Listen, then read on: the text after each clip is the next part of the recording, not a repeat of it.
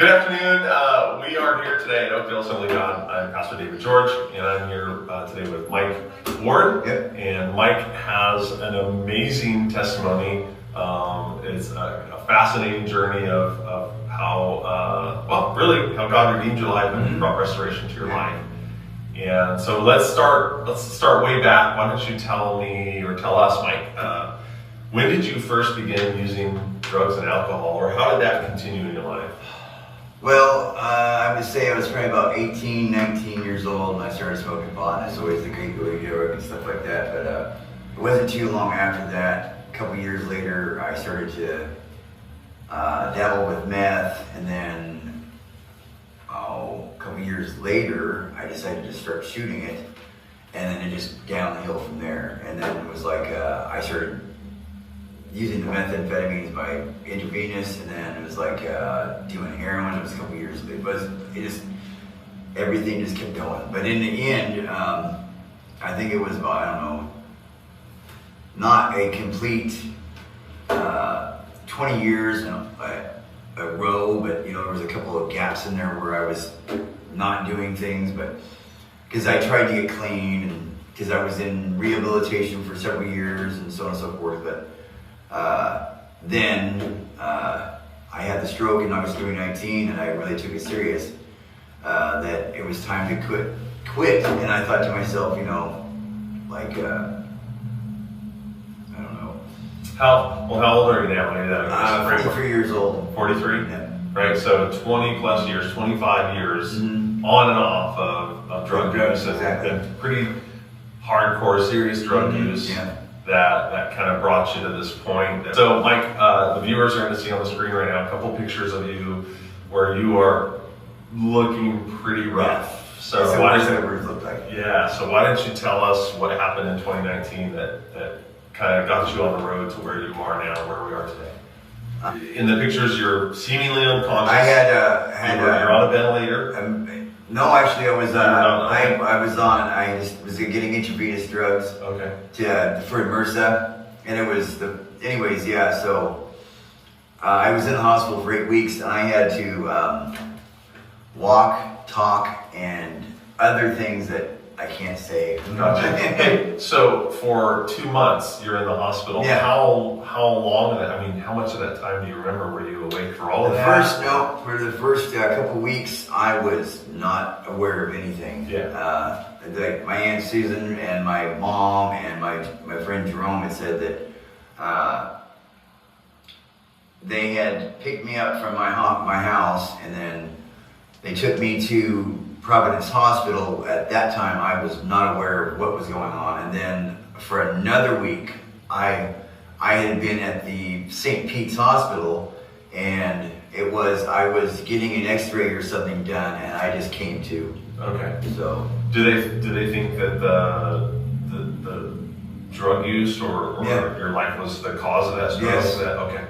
Yeah, for sure. All right. Just want to frame the conversation. Everything that I've ever done is because of me. Okay. But I'm just saying, Yeah.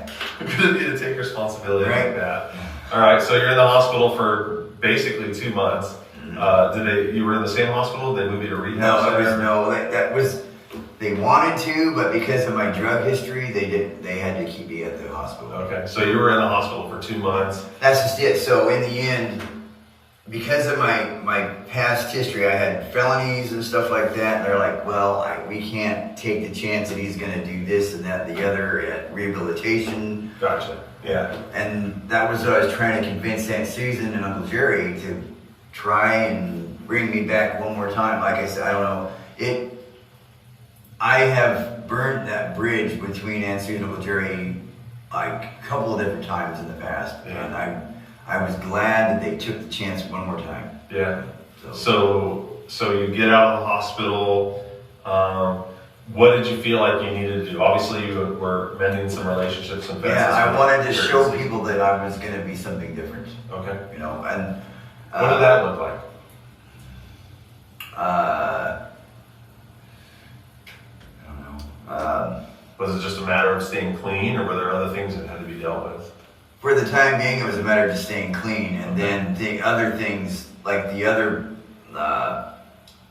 I guess you could say the other bridges that need to be mended were a different situation, but overall it was staying clean because, like I said, they all knew me being a drug addict, you know, and so you had some reputation that you Oh, had yeah. overcome. Yeah. Okay. So where in that process did you get introduced to the idea that God might be doing something in your life? later on when we were doing the pandemic, we were on lockdown. I was going from going from Walmart to home, and I saw a person over at Home Depot's parking lot, and he was passing out Bibles. And I thought to myself, maybe this is what God's wanting me to do. You know, it's like, because I've been involved in trying to get back into going to church and get to know God more than I had, you know, in the past. I want to go back. So Sure. when before I had a stroke, about 7 years before, I think it was, I was in Vancouver for 2 years. And at that time, I had stayed clean. And I was going to a church out there, and I got to know everybody good. And I was doing some sort of, I can't really call it, discipling somebody. But I had a book that the pastor gave me at the time, and I was taking it serious. And then anyways, my Aunt Susan told me that there was a trailer for sale for $1,000 in Rochester. And I squirreled the money away. I was working at Prestige Pavement System, and I got the chance. I was getting off the, DOC. It was, I can't think what you call it. I'm scrambling. That's okay. Yeah. So some kind of basically probation, obligation you had to stay. Yeah. Okay. So once the 2 years came up on that, I was able to get the trailer, and then I moved over here. And for about the first year, I was doing good, and then I kind of slowly went back to my vomit. You know. Explain what you mean when you say slowly went back to your vomit. Not everybody will maybe understand the reference you're making. At first, I went back to drinking. Oh, I'm sorry. What are you referencing from the Bible when you talk about No, that? I can't think of it. Okay, there's a proverb, right? I know, that I says can't- like the dog returns to his vomit. Exactly. Right? And he's talking about the fact that we return to sin, or Right. what some call besetting sin. And just for the frame of reference of whoever may be watching this, they might not understand. No, you're going to be the guy that tells me where we're at. It's like, there's going to be all kinds of places that I'm going to refer to a passage in the scriptures. Yeah, sure. And unfortunately, I don't know the Bible that well yet. I'm working on it. Yeah. So that's what the vomit he's returning. The vomit he's returning to is you basically begin to fall back into old habits and begin to fall back into Old ways. right. Basically finding your way back into sin. Exactly. Yeah. Okay. All right. Yeah, let's go ahead and pick up the story from that. Then. So then, after I started drinking, it wasn't too long after that, I was working at Conco, and when I get off of work, I was by myself, and that was the worst thing at that time. But I started to find people that would sell me drugs, and then it was a matter of I started using meth, and I was able to keep that quiet for a while, and then I started to do heroin, and then there was a couple of different times at work that the boss had said that if I don't quit what I'm doing, which he didn't know what I was doing, but one time I had gotten somebody that I knew from Vancouver when I was working at Prestige Pavement Systems. I had brought her down here and had her stay for the night, and then the following the morning she stole my car, and I had to find a way to get back to work, tell them what was going on. So it was a long story. Yeah. So your aunt and uncle, Susan, Jerry, and your mom, and these people, your dad, they had seen these patterns over and over in your life. Yeah. You get out of the hospital with the promises that you're this is different this time. Yes. I'm gonna stay sober. And it took me a while to get that part. Sure. Yeah. So you're telling us about this encounter you had. Yeah. Sorry. So at Home Depot. yeah, I'm sorry. I That's okay. Tangent there. Yeah. Anyway, so yes, when I saw the guy, I went over and asked him, I said, so do you know of anywhere that currently was having services? And he gave me some suggestions, and then I asked him for a Bible. Then I parted ways with him, and I went back to where I was living at the time, and I did some research on my phone, and I went, and there was it's called Alder Street Baptist in Centralia, Washington, and the pastor's name is Rudy Nix, and the wife's name is Danelle. But anyways, I went there, and I'm still going there right now. And I was able to get rebaptized there eventually, but... Yeah, so again, for the benefit of the audience that maybe, not familiar at that time during COVID, churches had been shut down by the governor's order. No, you couldn't have any meetings that were larger than a certain amount of people. So the question that you asked, where can I go to church, was not just about where can I go to church, but the question was broader than that. It was like, is there a church that's even open right now? Yeah. And those folks there at Alder Street Baptist, they were having service, they were continuing to move and minister, and that's where you found yourself going at that time, right? So, okay. So, give us a little bit of timeline. That happened in the pandemic. How long have you been clean and sober? Technically now, after this I've been clean for 6 years. 6 years? Yeah. Good job. Yeah. Yes. Keep at it. Keep it up. Yeah. Do you think God might have had some part in that? Yes, I do. Okay. Could you describe that a little bit? What do you think's been going on there that's helped that? What makes this time different from the other times? Well, I want to go back really quick. I want to say this. When I got baptized this last time, I wanted to announce it to the people around me that I was taking this serious. Yeah, exactly. Yeah. It's like last time I was a kid, and that's all good and fine, but now I'm more conviction, and that was where I'm at with it. Yeah, you know what you're doing. Yeah, exactly. Okay, yeah. So now it's the same thing with this now, is like I'm reading the Bible every day, and I'm trying my best to understand it. I have you to help me understand it. I have him to help me understand it. Yes. Yeah. And so... the you or the him being Pastor Nix. Yeah, yes. And so I'm really trying to take this serious.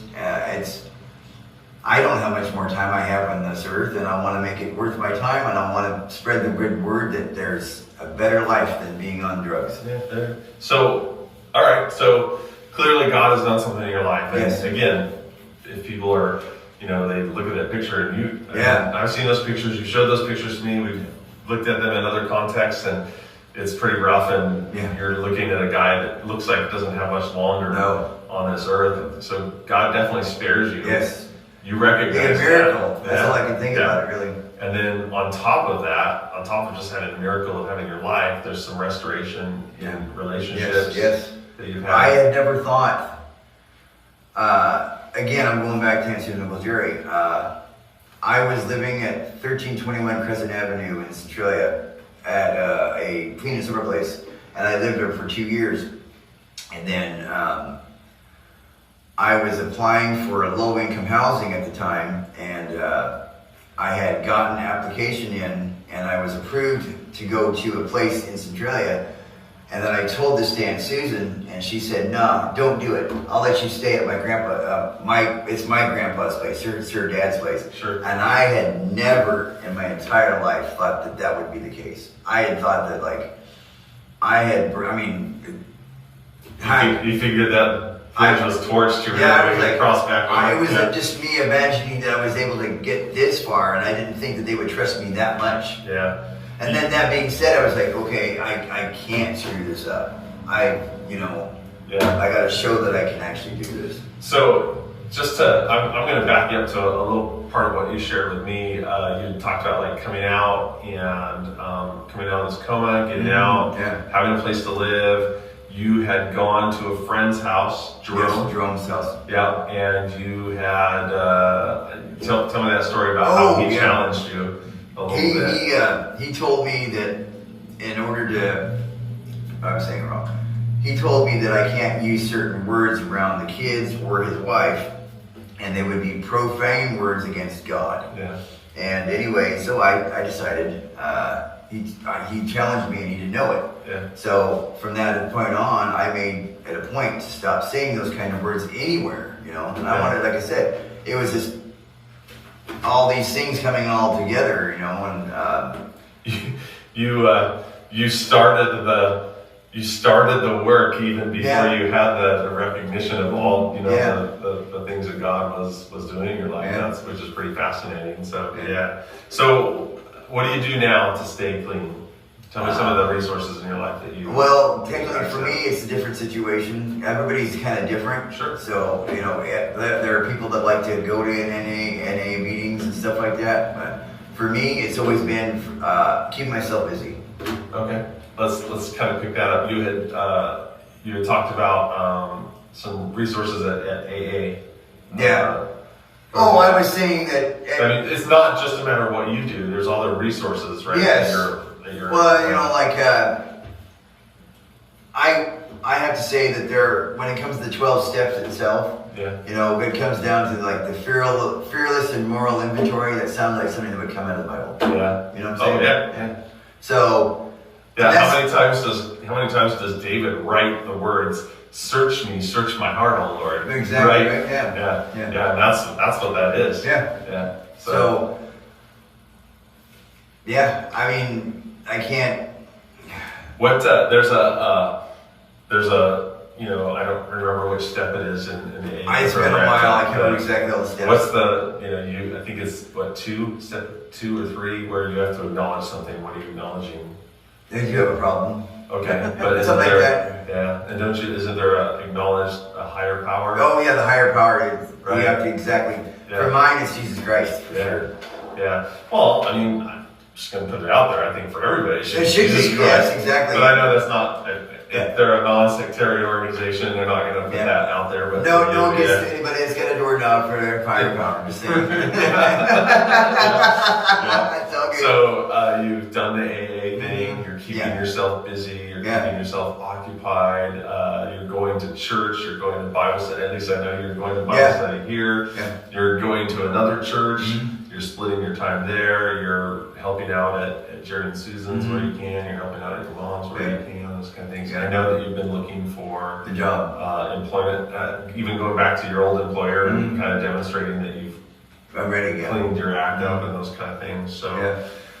Let's step back a little bit, and I mean, those are all the victories, right? Those are all the things that we've seen God. I owe it all to God. Yeah, victorious in and everything. But there are still what are your lingering effects from the stroke? Are there still remaining effects? The fact that I'm wearing glasses is one. Oh wait, you don't always just wear glasses? No. And unfortunately, so there's like in the middle of the eye.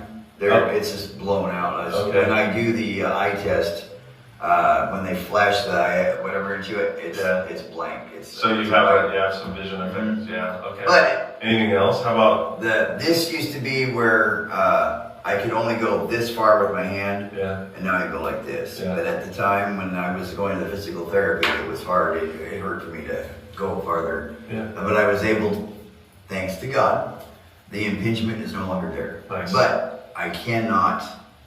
This was my dominant hand, and now this is my dominant hand. I'm working on doing things with this hand, but it's hard to do. If you had seen what it was like a couple years ago, I couldn't even do this.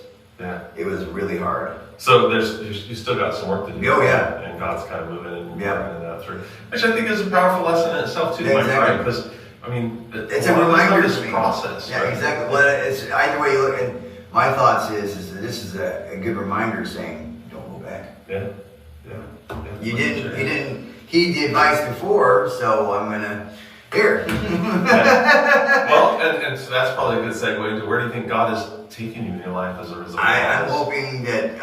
My thoughts are that I'm hoping that it would be. I don't know, but I'm going to say that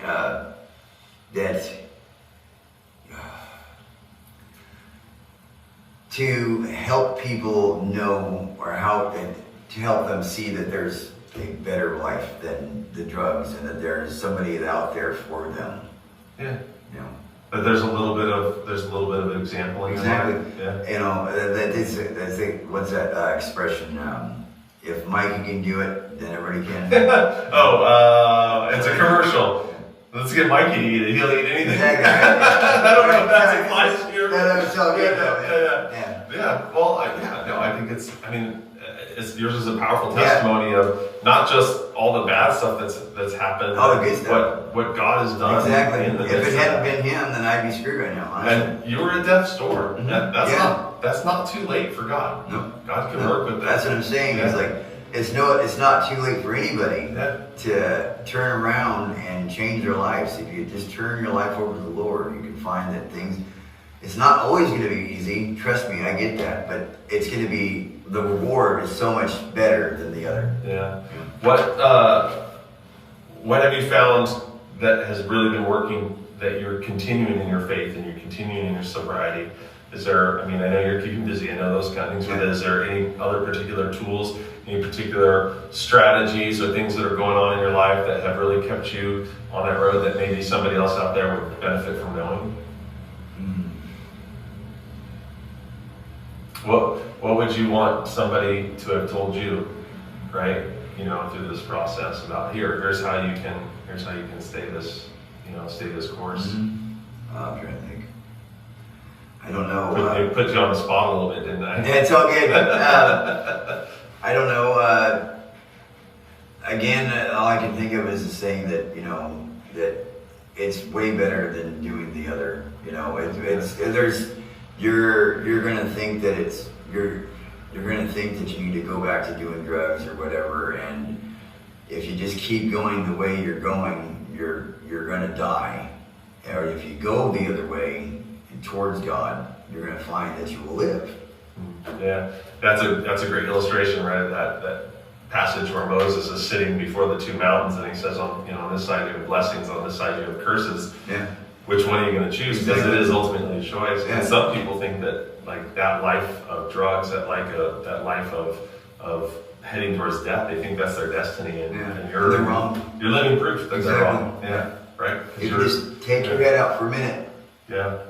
I like it. Take your head out for a minute. That'd be a good sermon title. Right. All right. Well, anything else that you want to share that we haven't talked about so far this afternoon? No, other than, like I said, my mom and my dad, my friend Georgia, my friend Jerome, my brother Alan, these people, I'm glad that I was able to repair these relationships, and if it wasn't for the fact that I stopped doing drugs, I wouldn't have been able to repair it. Yeah, I think one of the most impressive things that I've ever heard about people that have been steeped in that culture, in that addiction, where there's just like the control is not theirs, and no matter what they want to do, and right, again, Paul talks about how sin does that to our life. The good that I want to do, I do not do. The sin that I do not want to do, I do. And drugs has that effect where it cuts you off. Its desire is to cut you off from everything that would be good in your life and keep you from those things. Exactly. And now, once you've seen those things in your rearview mirror through the grace of God, literally, you're finding those connections. The bridges weren't as torched as you thought they were. Exactly. Yeah, so, I was, again, I can't believe that I was able to repair those bridges. I thought, especially like I said with the Ancien and the Jerry one, I had thought because I took them at least a week or two for them to. Sure. They're like, what's he going to put us through this time? I don't know. No, I get it. Yeah. So listen, this is who God is. And God restores. God redeems. It's not just about your soul. No. Of course, your soul is important, but the life that you live is important to Him too. And He's going to restore. And He's going to bring redemption to those things too, whether it's relationships or health or employment, all those things. This is what God does. So, well, again, thanks, Mike, for sharing. I hope that folks that are out there that might be watching this, you recognize that God loves you, and that's not just a trite saying that we put on bumper stickers. He really does love you, and all He really wants is to be connected with you and for you to be connected with Him, and Mike's living proof of that. So, thanks a lot for tuning in. Thanks, Mike. Thank you.